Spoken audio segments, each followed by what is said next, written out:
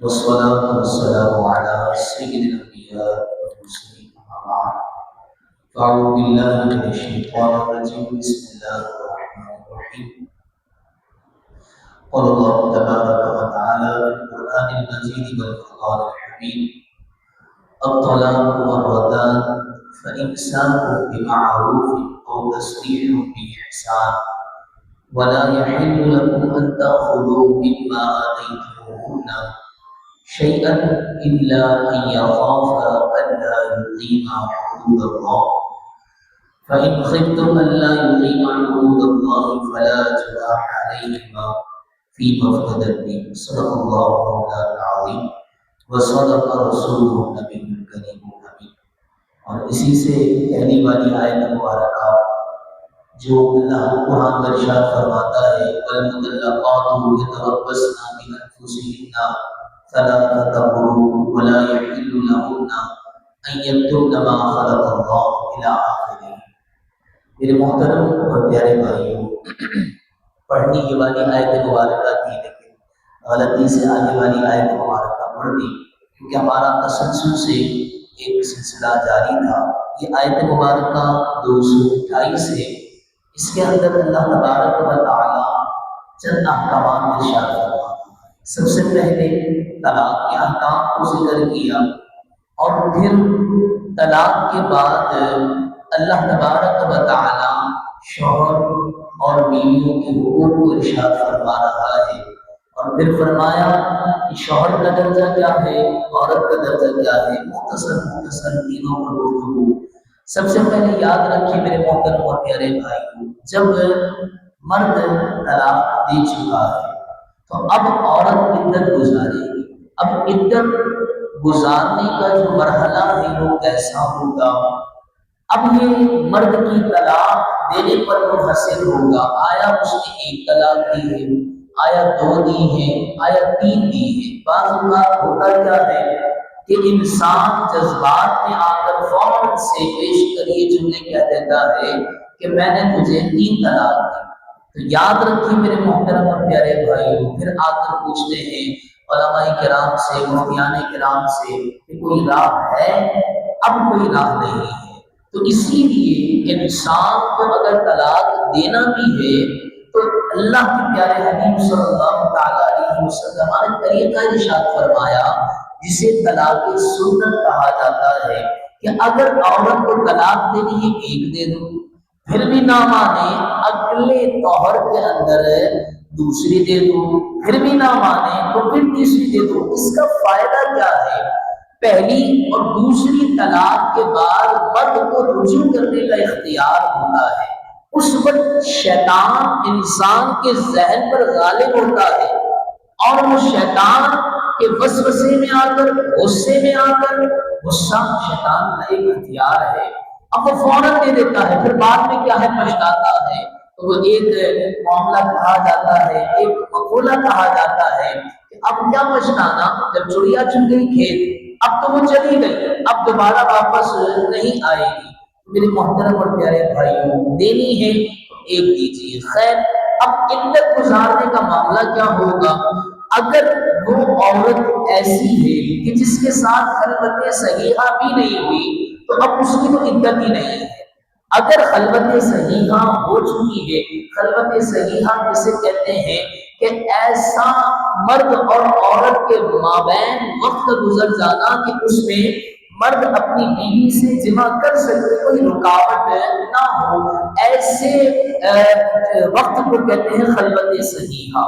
اب خلوت صحیحہ کا وقت بھی نہیں ملا اور طلاق دے دی تو اب کوئی عدت نہیں ہے۔ ہاں، اگر خلوت صحیحہ ہو چکی ہے تو اب عورت 3 حیض گزارے گی۔ کب؟ کہ جب وہ حاملہ نہیں ہے، جب وہ پیٹ سے نہیں ہے۔ اگر وہ حاملہ ہے تو اللہ تبارک و تعالی نے قرآن مجید میں ارشاد فرمایا کہ اس کی عدت وضع حمل ہے۔ اب اسی آیت مبارکہ کے اندر اللہ فرماتا ہے وَلَا يَحِلُّ لَهُنَّ أَن يَكْتُمْنَ مَا خَلَقَ اللَّهُ فِي أَرْحَامِهِنَّ۔ اب کیا ہوتا ہے؟ اس ڈر سے کہ کہیں ایسا نہ ہو کہ میری عدت طویل ہو جائے، میری عدت لمبی ہو جائے، وہ عورتیں اپنے رحم کو چھپاتی ہیں، تو اللہ فرماتا ہے کہ تم نے انصاف کے ساتھ کیا کرنا ہے، جو معاملہ ہے اگر تم حمل سے ہو تو جب تک بچہ نہیں جنا جائے گا اس وقت تک وہ عدت میں رہے گی۔ کیوں؟ کیونکہ یہ اللہ کا فرمان ہے، یہ اللہ کا حکم ہے۔ اب چاہے وہ بچہ ایک دن میں جن لے، چاہے وہ 9 مہینے میں جنے، یہ کیا ہے، یہ کوئی نہیں ہے کہ بھائی کون سا، اگر وہ حمل سے ہے تو اس کی عدت کیا ہے، وہ وضع حمل ہے، اور اگر وہ عدت سے نہیں ہے تو پھر اب کیا ہے، اگر اس کو مینسس ماہواری آتے ہیں تو اب 3 حیض کا گزرنا کیا ہے، وہ شرط ہے۔ 3 حیض جیسے ہی گزریں گے اس کی عدت کیا ہو جائے گی، ختم ہو جائے گی۔ ہاں ایک اور کیٹیگری بھی ہے کہ اگر وہ عورت ایسی ہے کہ جس کو کیا ہے، ماہواری ہی نہیں آتی، تو اب اس کی عدت کا حکم کیا ہے، اس کی عدت کا حکم یہ ہے کہ وہ 3 ماہ گزارے گی۔ کتنے ماہ گزارے گی؟ 3 ماہ گزارے گی۔ جیسے ہی یہ ٹائم پیریڈ مکمل ہو جائے گا عورت عدت سے باہر آ جائے گی۔ یاد رکھے عدت کرنا لازم ہے، ضروری ہے، ایسا نہیں ہو سکتا کہ عدت سے پہلے پہلے نکاح کر لے۔ اگر عدت سے پہلے پہلے نکاح کیا جائے گا تو کیا ہوگا، وہ نکاح ہی منعقد نہیں ہوگا، کیونکہ اس نے قرآن اور سنت کی خلاف ورزی کی ہے اور یہ گناہ کا کام ہے۔ اسی طریقے سے میرے محترم اور پیارے بھائیوں، وفات کی عدت کتنی ہے؟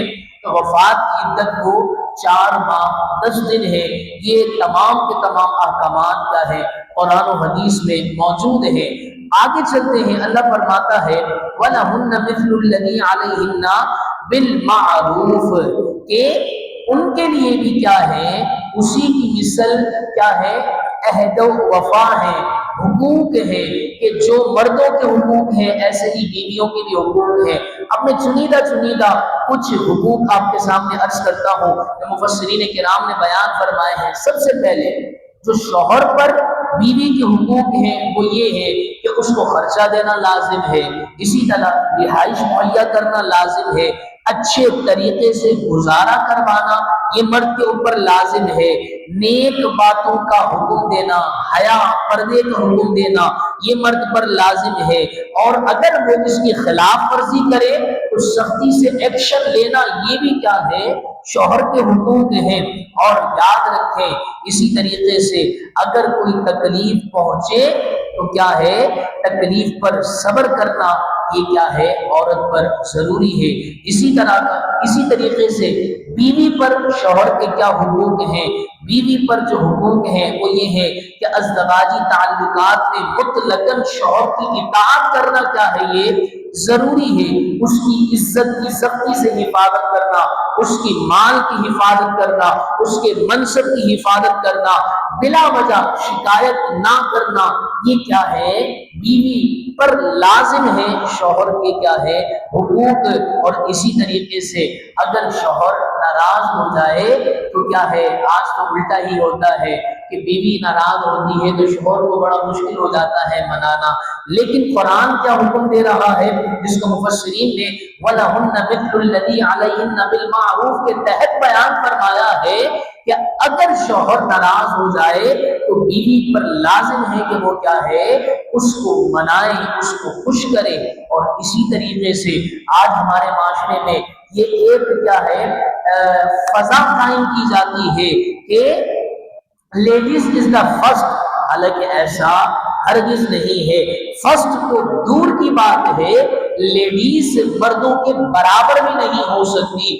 کیوں؟ کیونکہ اللہ تبارک و تعالی قرآن میں فرماتا ہے، یہ میں نہیں کہہ رہا، اللہ اسی آیت میں فرماتا ہے وَلِلرِّجَالِ عَلَيْهِنَّ دَرَجَةٌ، اور مردوں کو کیا ہے، عورتوں پر فضیلت حاصل ہے، مردوں کو گھر کا حاکم بنایا ہے۔ لیکن اس کا مطلب ہرگز یہ نہیں ہے کہ آج بھائی امام صاحب نے کہہ دیا کہ مرد تو کیا ہے حاکم ہے تو جبراً ان پر کیا ہے حکم مسلط کرنا۔ یاد رکھیں میرے محترم اور پیارے بھائیوں، اگر جبراً حکم مسلط کریں گے تو پھر کیا ہے، گھر کا ماحول ہی خراب ہوگا۔